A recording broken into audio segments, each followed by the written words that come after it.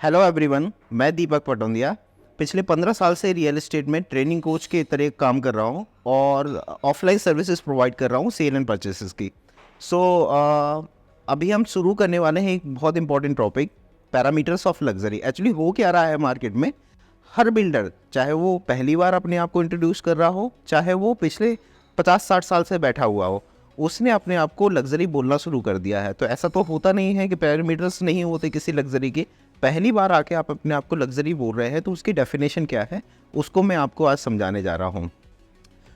कुछ मैंने इसके पॉइंट्स निकाले हुए हैं। पहला तो मैंने निकाला हुआ है आपके पिन कोड की luxury, which is zonal luxury.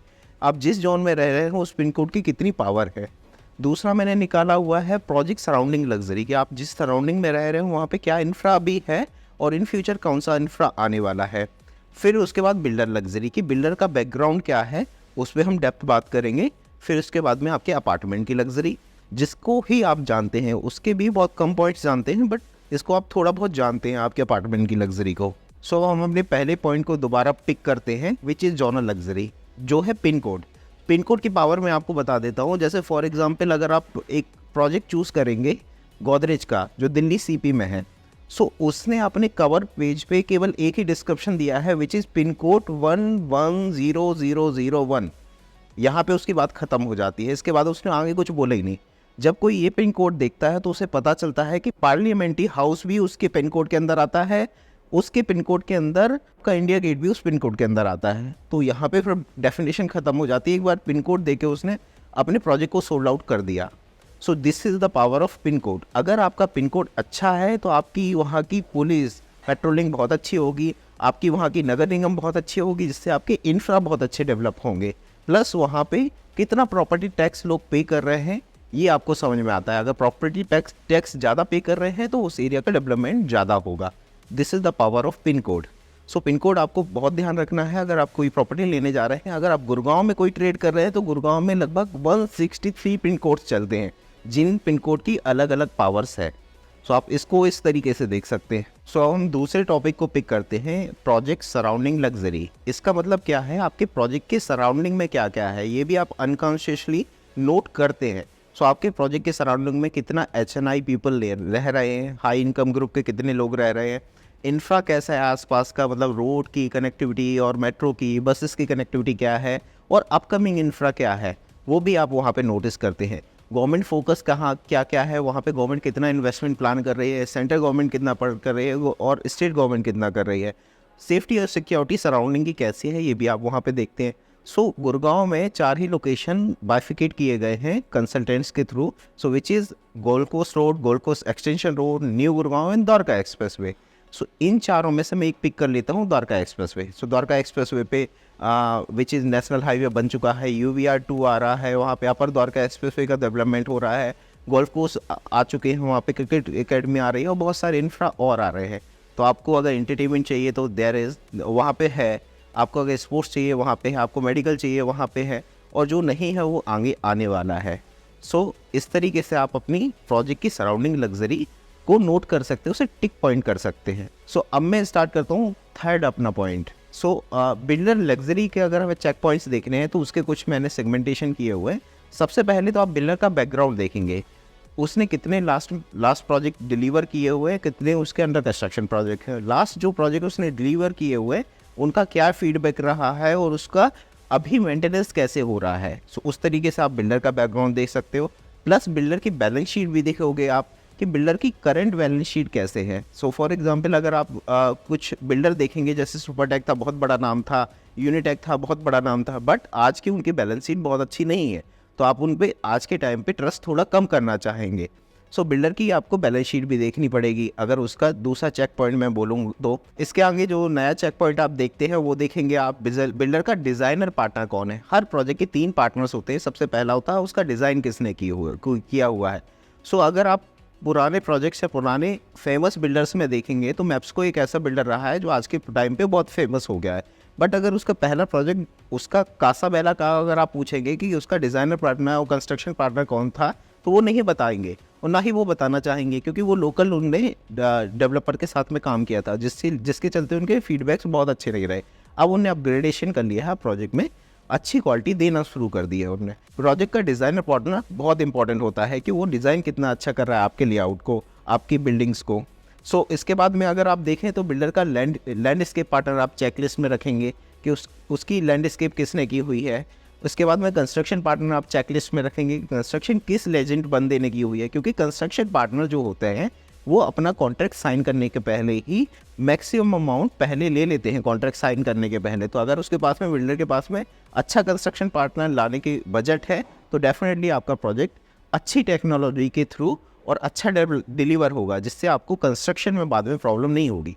Gurgaon में ऐसे बहुत सारे डेवलपर हैं जिनको आप बहुत अच्छे से जानते हैं, बट आप ये नहीं जानते कि उनके ऊपर कंस्ट्रक्शन सर्वे बैठा हुआ है। द्वारका एक्सप्रेसवे पे भी ऐसे कई बिल्डर हैं और न्यू गुड़गांव पे ऐसे बिल्डर हैं जिन पे कंस्ट्रक्शन सर्वे बैठा हुआ है, कंस्ट्रक्शन डिफ़ॉल्ट पाया गया है जिनके अंदर।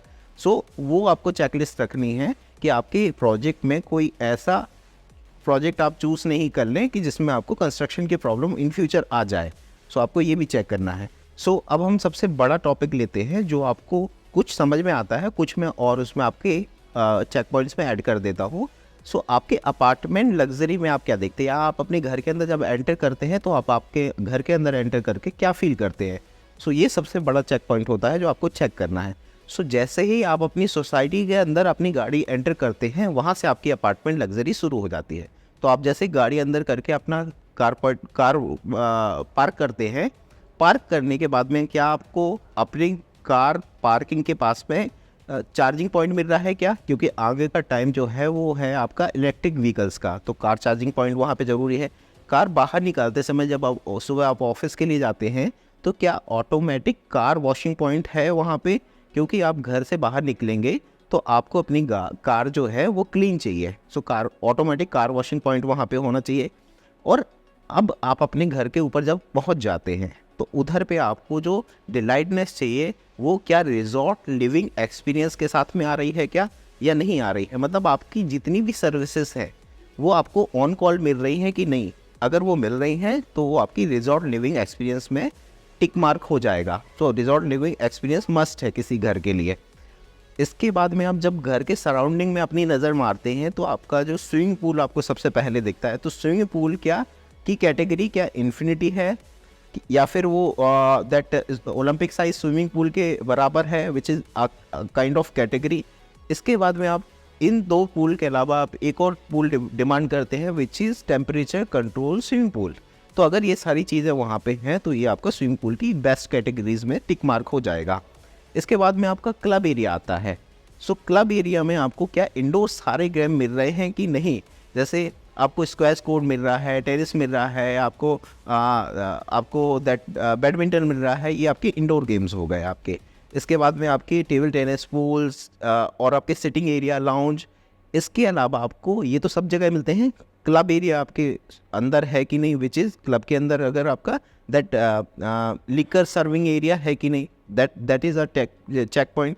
को वर्किंग स्पेस है कि नहीं, that is a check point. आपके पास में एम्पी थिएटर है कि नहीं, वो एक चेक पॉइंट हो जाता है। आपके पास में बैंक्वेट है कि नहीं, वो एक चेक पॉइंट हो जाता है। तो ये इंडोर हो गए।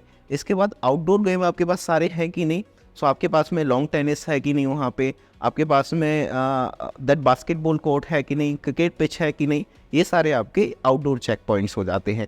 एंट्री लॉबी के अंदर आपकी सिक्योरिटी और प्लस आपकी दैट प्रोजेक्ट के अंदर आते ही आपकी सिक्योरिटी आप चेक करते हैं। तो it should be 5 tyre security, ये लेवल ऑफ सिक्योरिटी होती है। तो 5 टायर सिक्योरिटी मस्ट है, जिसमें आपके कैमरेज, डॉग पेट्रोलिंग, गार्ड्स और दैट आपकी दैट डोर कैमराज, ये सारी चीज़ें आ जाती हैं। तो इस टाइप से 5 टायर सिक्योरिटी आपको चेक करनी चाहिए कि वो आपको प्रोवाइड कर रहा है कि नहीं।